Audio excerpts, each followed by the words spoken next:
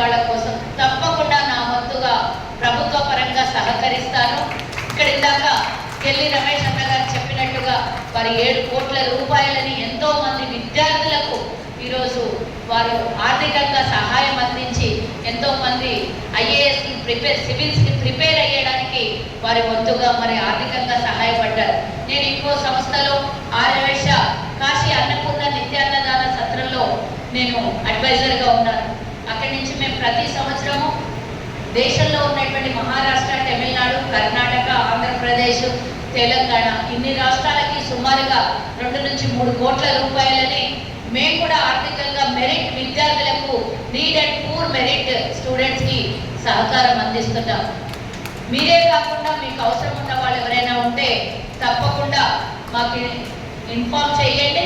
వాళ్ళకి మేము నిజంగానే నీడ్ పీపుల్కి తప్పకుండా సహకరిస్తాము. ఈరోజు ఇంత మంచి కార్యక్రమం తీసుకున్నటువంటి అవోప్ప బ్యాంక్ చాప్టర్స్ వాళ్ళకి కూడా మరి వాళ్ళు రిటైర్ అయిన తర్వాత ఖాళీగా కూర్చోకుండా వారి వంతు సహాయాన్ని మన జాతికి అందిస్తున్నారు అని అంటే వారిని మనస్ఫూర్తిగా అప్రిషియేట్ చేయాల్సినటువంటి అవసరం ఉన్నది.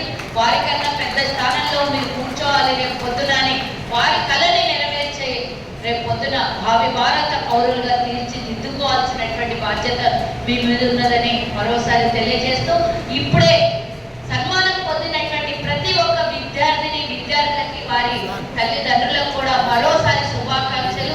భవిష్యత్తులో ఇంకా మంచి ఇలాంటివే గోల్డ్ మెడల్ కాదు, మీరు ప్రధానమంత్రి ఇందాక మన వీళ్ళు రాష్ట్రపతి అవార్డు పొందారు కదా, అలాగే పద్మభూషణ్, పద్మవిభూషణ్ ఇలా ఎన్ని అవకాశం వస్తే అన్ని సన్మానాలు మీరు అందరూ పొందాలని సందర్భంగా మిమ్మల్ని అందరినీ విష్ చేస్తూ ఈ అవకాశం ఇచ్చిన మీ అందరికీ మరోసారి ధన్యవాదాలు తెలియజేస్తూ జై వాసవి.